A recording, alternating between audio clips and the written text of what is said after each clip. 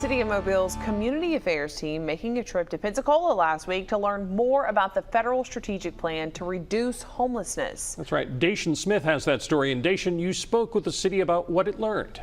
Yes, I did. And they said it was a lot to take in, but they've already started taking steps to put that plan into action.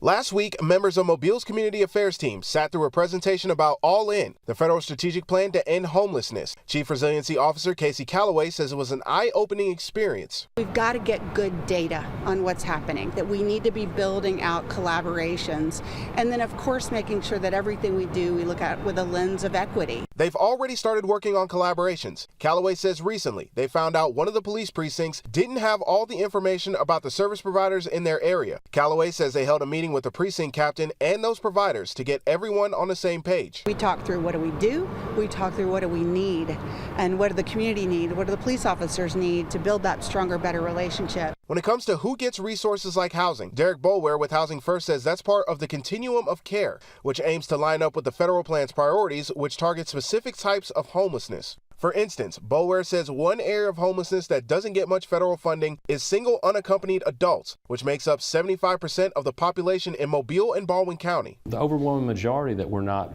supported through the federal means are the ones that are not lining up with the definition that's funded, like chronically homeless. Boulware says thanks to a grant from the Jeff Bezos Foundation, they were able to help start the Salvation Army's Family Haven and the Baldwin Family Village. All these things right here are not funded by the federal government, and here's what can be done.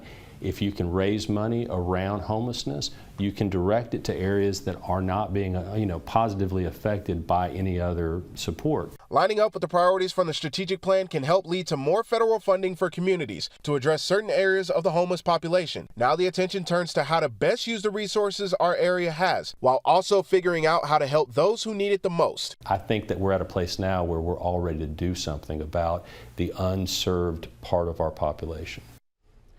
Calloway says the city has started a survey for the service providers to find out what resources they have and what's missing.